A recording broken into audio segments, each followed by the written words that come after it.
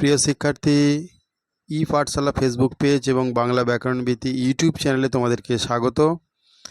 আর ভিডিওটা শুরু করার আগে ই পাঠশালা ফেসবুক পেজটা যে ফলো করেছে গত লং ভিডিওতে, তার নাম হচ্ছে প্রলয় চৌধুরী। তোমাকে অসংখ্য ধন্যবাদ আমাদের পেজের সঙ্গে যুক্ত হওয়ার জন্য। আপনারাও ফলো করে রাখতে পারেন বাকি যারা দেখছেন, কারণ 5 to 10 এবং শিক্ষামূলক যে কোনো ভিডিও এখানে সব বিষয়ের পড়ানো হয় যত্ন সহকারে। বিভিন্ন শিক্ষক মহাশয়রা পড়াবেন ধীরে ধীরে। শুরু করা যাক। এর আগের দিন মরশুমের দিনের গদ্যটা পাঠ করে আমি শুনিয়েছিলাম, ব্যাখ্যা করেছিলাম। আজকে প্রশ্নগুলো নিয়ে আলোচনা করব। দেখো, প্রথমেই যে প্রশ্নগুলো আসছে 2-এর দাগের, আচ্ছা 1-এর দাগের যে প্রশ্নটা আসছে, সুভাষ মুখোপাধ্যায়ের লেখা প্রথম কাব্যগ্রন্থটি কি? প্রথম কাব্যগ্রন্থটি হলো পদাতিক। আচ্ছা, তার লেখা একটি গদ্য বইয়ের নাম লেখো। তার একটি গদ্য বইয়ের নাম কি হবে তাহলে? এখানে দেখো, এই যে বক্সটা দেয়া আছে, তার গদ্য রচনা, দৃষ্টান্ত, কাঁচা পাকা, ঢোল গোবিন্দের আত্মদর্শন, এইগুলো। এবার আসছি 2-এর দাগের ধান শব্দটি কোন শব্দ থেকে এসেছে? ধান শব্দটি ধন শব্দ থেকে এসেছে, অর্থাৎ ধন মানে হচ্ছে সম্পদ। তোমরা লিখবে ধান শব্দটি ধন শব্দ থেকে এসেছে।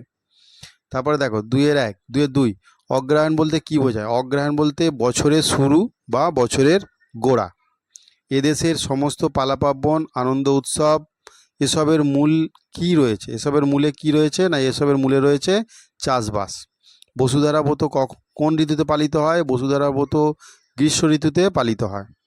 ঠিক আছে। মেঘকে নামাবার জন্য মেয়েরা দল বেঁধে ছড়া করে তাকে কি নামে ডাকে?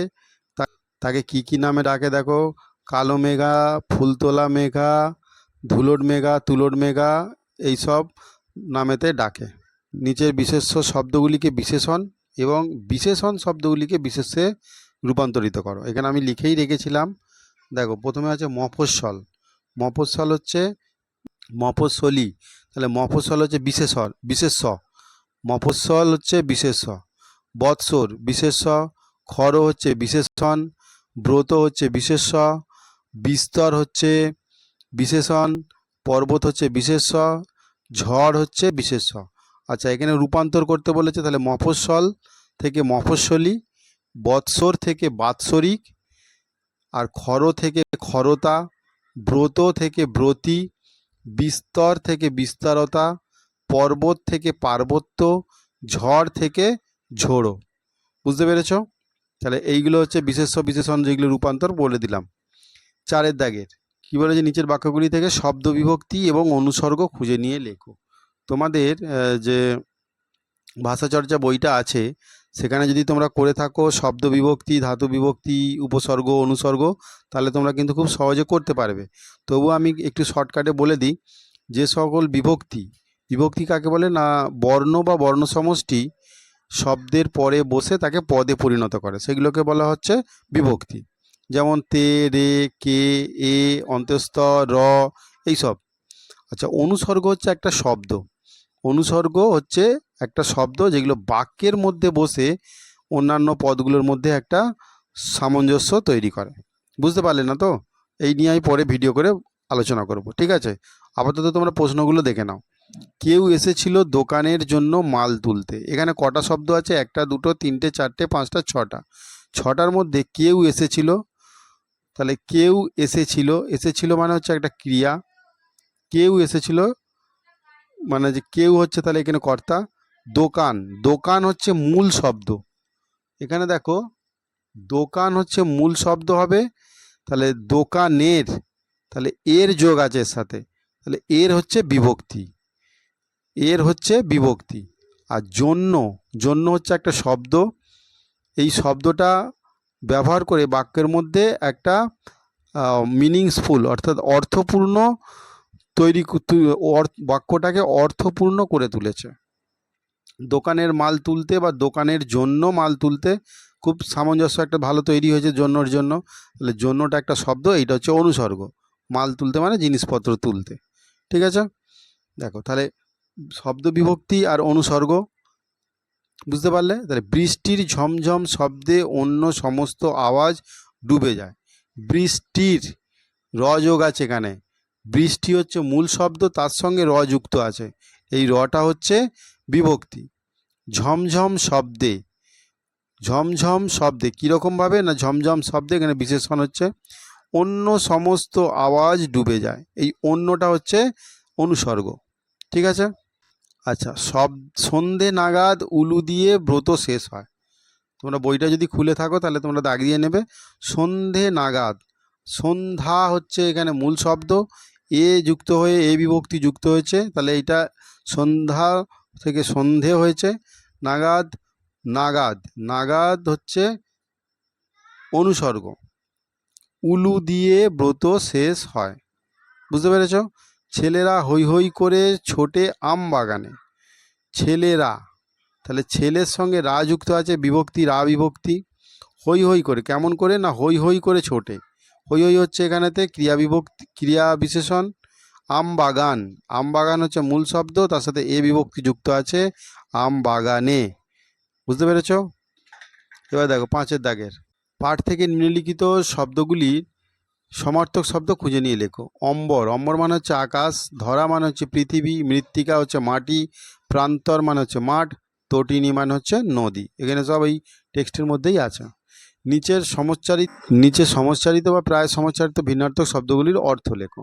এখানে বলেছে ধোয়া, ধোয়া মানে হচ্ছে ধৌত করা, মানে জামা কাপড়, বাসন, জামা কাপড়, বাসনপত্র ইত্যাদি যে সমস্ত কিছু ধোয়া হয় তাকেই ভালো করে বলা হয় ধৌত করা।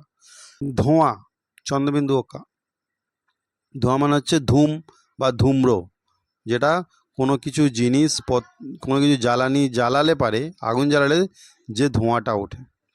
জলে, জলে মানে হচ্ছে পানিতে, ঠিক আছে।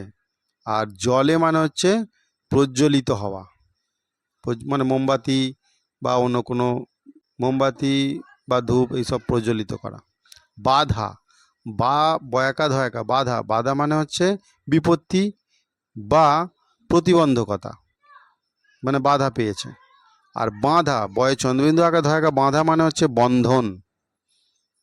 গায়ে, গায়ে, গায়ে মানে হচ্ছে শরীরে, আর গায়ে, গয়ে চন্দ্রবিন্দু আঁকা অন্তস্থ হয় একা, গায়ে মানে হচ্ছে গ্রামে। ঝড়ে, ঝড়ে মানে হচ্ছে পতিত হওয়া অর্থাৎ ঝরে পড়া। আর ঝড়ে মানে হচ্ছে ঝড়, প্রবল বাতাস, এখানে লিখবে প্রবল বাতাস।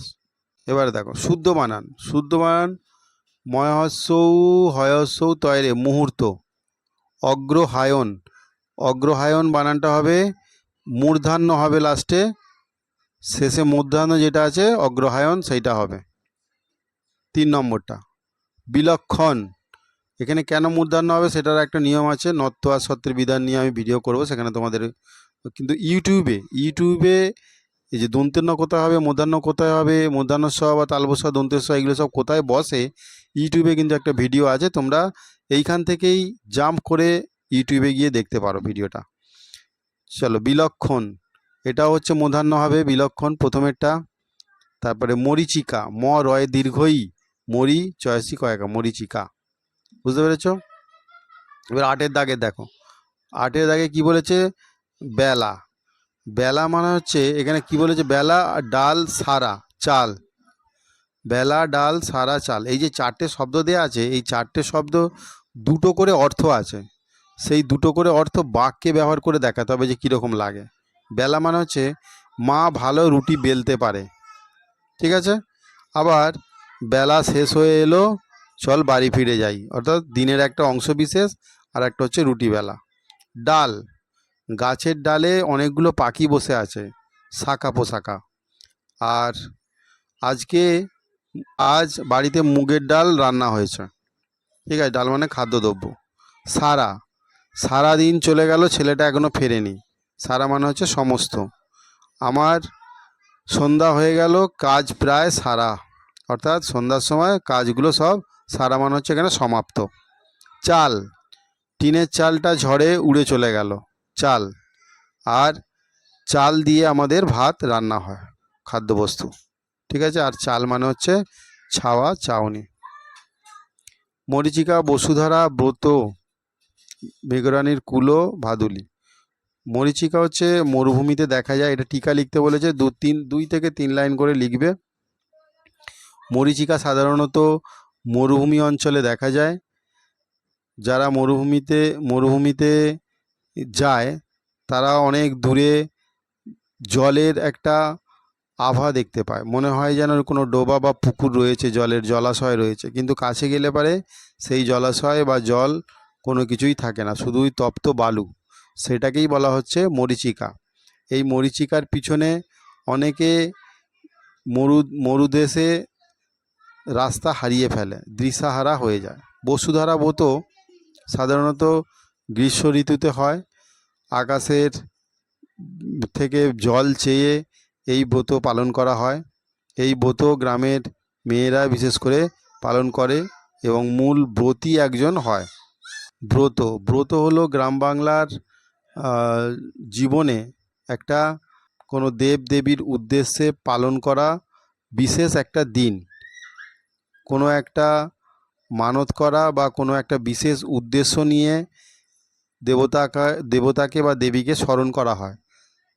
কিছু নিয়মকানুন আছে, সেই নিয়মকানুন পালন করার মধ্য দিয়েই দেবতাকে বা দেবীকে সন্তুষ্ট করা হয়, সেটাকেই বলা হচ্ছে ব্রত। মেঘরানির কুলো অর্থাৎ বৃষ্টি না হওয়ার ফলে চাষবাসের ক্ষতি হয়। গ্রাম বাংলার এখনও কিছু কিছু অঞ্চলে মেঘরানির কুলো নামাবার প্রথা আছে। তাকে নানা রকমের প্রলোভন দেখিয়ে ছড়া কেটে কেটে এই ব্রত পালন করা হয়। আর ভাদুলি ব্রত ভাদু হচ্ছে গ্রাম বাংলার একটা দেবী। এই ভাদ্র মাসের শেষে এই ভাদুলি ব্রত করা হয় এবং ধান রোয়ার জন্য বা জমিতে চাষ দেওয়ার জন্য বৃষ্টিকে ডাকাই হচ্ছে মূল উদ্দেশ্য।